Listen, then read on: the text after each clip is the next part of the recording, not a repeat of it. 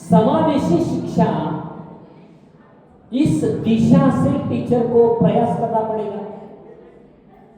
जो स्टूडेंट कुछ एलिमेंट्स में कमजोर है और कुछ एलिमेंट्स में वो स्ट्रांग है, तो इस ढंग से कौन से एलिमेंट्स में स्टूडेंट कमजोर है, उस स्टूडेंट को अच्छी तरह से गाइड करने के लिए हम क्या कर सकते हैं, इस तरीके से टीचर को प्रयास करना चाहिए। एआई के आधार से हम पर्सनलाइज्ड लर्निंग सिस्टम डेवलप कर सकते हैं। इस पर्सनलाइज्ड लर्निंग सिस्टम के आधार से एआई का सहायता लेकर स्टूडेंट अपना इंप्रूवमेंट कर सकता है। इसलिए अभी की जो लर्निंग प्रोसेस है, वो लर्निंग प्रोसेस विद्यार्थी केंद्रित बन रही है। एआई के आधार से स्टूडेंट्स को गलतियां सहजता से और तुरंत मालूम हो जाती है। हम सक्रिय किस तरीके से होना चाहिए, इसके लिए स्टूडेंट्स को दिशा मिल जाती है। शिक्षक की भूमिका भी एआई के आधार से अधिक उन्नत हो जाती है। शिक्षक को भी हम किस ढंग से हम अच्छी तरह से पढ़ाई कर सकते हैं और किस ढंग से हम अच्छी तरह पढ़ाई नहीं कर सकते हैं, इसकी जानकारी टीचर को भी मिल सकती है। ये अलग अलग अप्रोच के आधार से टीचर को व्यक्तिगत शिक्षा को अधिक गति देना आ सकता है। पहले कहा जाता था व्यक्तिगत शिक्षा देने के लिए पर्सनल प्लानिंग करना बहुत ही इंपॉर्टेंट है, आदर्शवत है, लेकिन पर्सनल प्लानिंग हर स्टूडेंट के आधार से करने के लिए उतना टाइम और उतना वेग देना शक्य नहीं था। इसलिए ट्रेडिशनल सिस्टम में सब स्टूडेंट को एक जैसी टीचिंग किया जाती थी, लेकिन अभी क्या होते जा रहा है, अभी एआई के आधार से, रोबोट को आधार से, चैट जीपीटी के आधार से कौन सा स्टूडेंट का किस तरीके सा लेवल है, कौन सा स्टूडेंट कम है और कौन सा स्टूडेंट अच्छी तरह से और शीघ्र गति से अपनी पढ़ाई कर सकता है, इसके बारे में अभी हम जानकारी पा सकते हैं।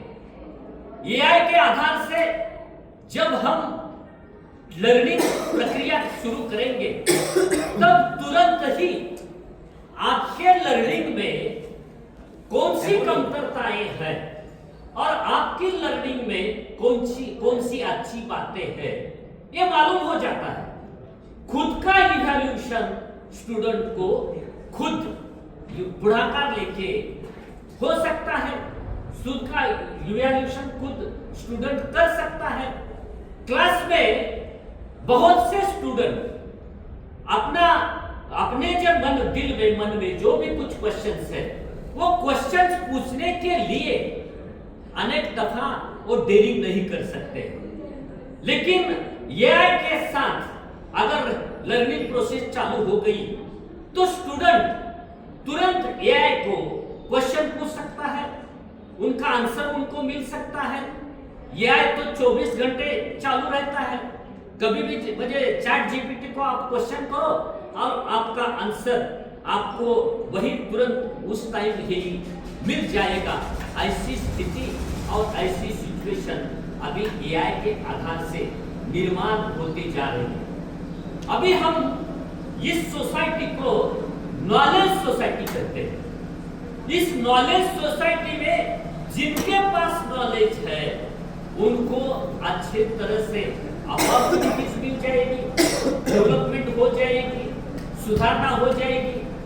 जिनके पास मॉडर्न नॉलेज नहीं है उनकी प्रगति, उनकी प्रोग्रेस अच्छी तरह से नहीं हो सकेगी। इसलिए नॉलेज सोसाइटी में नॉलेज वर्कर बनना चाहिए, नॉलेज ओरिएंटेड बनना चाहिए। नॉलेज लेते समय केवल ट्रेडिशनल नॉलेज नहीं चाहिए, skill oriented knowledge, modern knowledge ऐसा स्टूडेंट्स को मिलना चाहिए। एआई के आधार से अनेक तरह की फैसिलिटीज टीचर को भी मिलती जा रही है। ये इस फैसिलिटीज के आधार से अपने क्लास में कितने बच्चे हैं, कितने स्टूडेंट हैं, इस क्लास में जो स्टूडेंट्स है उसमें कितने स्टूडेंट का एकदम एजुकेशनल लेवल हाई है, कितने स्टूडेंट मिडिल लेवल पे है और कितने स्टूडेंट लोअर लेवल पे है। जो स्टूडेंट लोअर लेवल पे है उनका एजुकेशनल इंप्रूवमेंट बढ़ाने के लिए कौन से प्रयास करने चाहिए।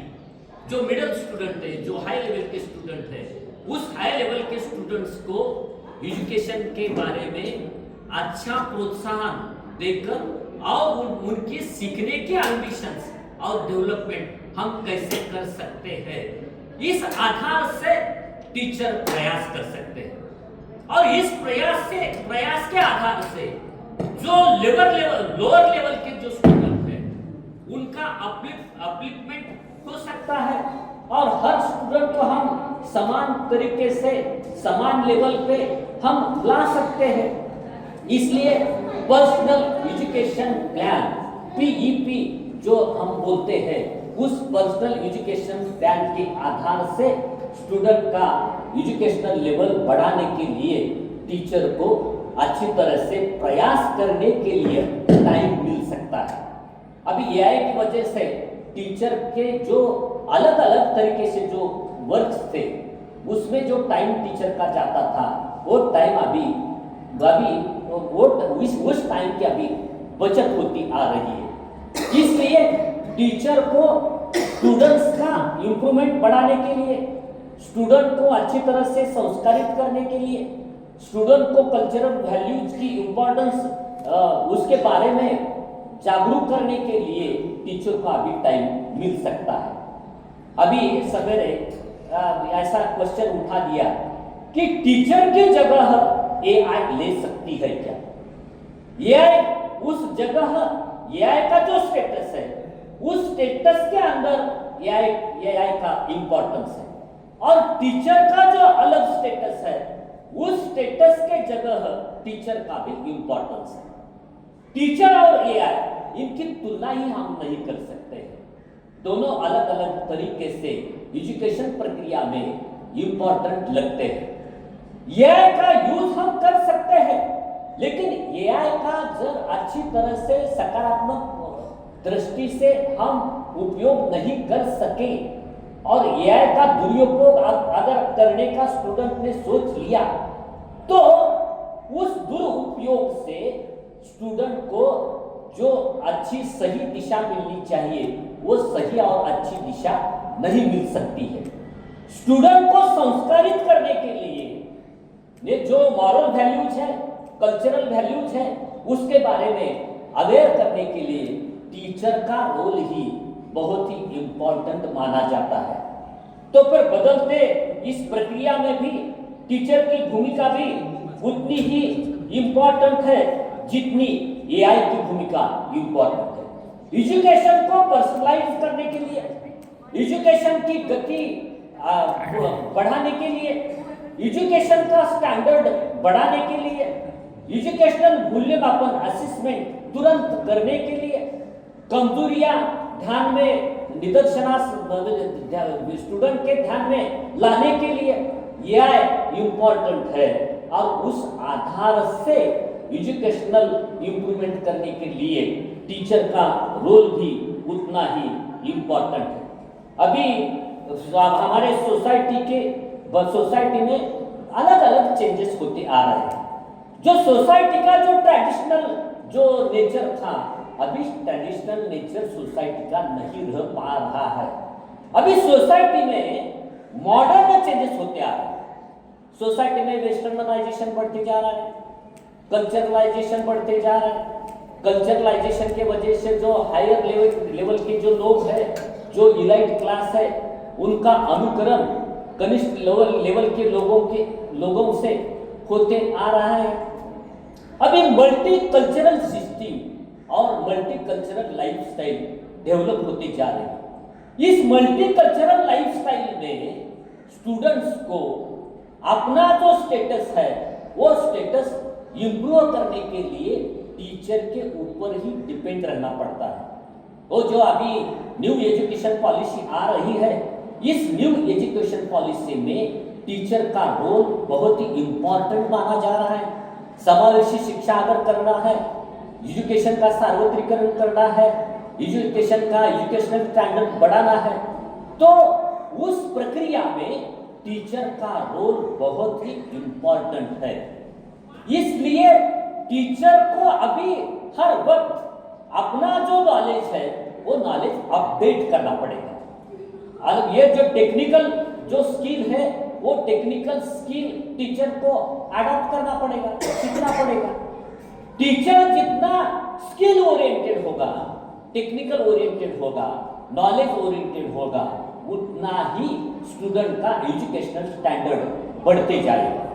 तो फिर टीचर को अद्ययावत ऐसा ट्रेनिंग देने की सिस्टम डेवलप होनी चाहिए। कुशल मनुष्यबल जिसको हम बोल सकते हैं, स्किल्ड मैन पावर, और टीचर जो बोलते हैं, उस ढंग से टीचर को बनाने के लिए और उनका इम्प्रूवमेंट करने के लिए स्पेशल ऐसे प्रयास होने चाहिए। उस तरीके से सुविधाएं भी मिलनी चाहिए। अभी हम न्यू एजुकेशन पॉलिसी की इम्प्लीमेंट के बारे में सोच रहे हैं, लेकिन उस इम्प्लीमेंटेशन के लिए जो फैसिलिटीज होनी चाहिए, जो इम्प्रूवमेंट होना चाहिए, वो फैसिलिटीज और इक्विपमेंट देने के लिए शासन को, गवर्नमेंट को प्रयास करना चाहिए। आज एजुकेशनल स्टैंडर्ड बढ़ाने के लिए गवर्नमेंट होने दो, पेरेंट्स होने दो, स्टूडेंट होने दो, टीचर होने दो और मैनेजमेंट होने दो, इन सब एलिमेंट्स का रोल बहुत ही इम्पॉर्टेंट माना जाता है। इस स्थिति में अगर स्टूडेंट को कॉम्पिटिटिव अप्रोच से डेवलप होना है तो स्टूडेंट और टीचर इनके साथ जो रिलेशंस है वो रिलेशंस बहुत ही घनिष्ठतामय होनी चाहिए। जितनी घनिष्ठता स्टूडेंट और टीचर में रहेगी उतना एजुकेशनल इम्प्रूवमेंट बढ़ते जाएगा। इस आधार से हम अगर प्रयास करेंगे तो आगे चलते एजुकेशनल का स्टैंडर्ड बढ़ जाएगा। ये जो भूमिका है, ये भूमिका मानकर मैं मेरे विचार यहाँ फिनिश कर देता हूँ।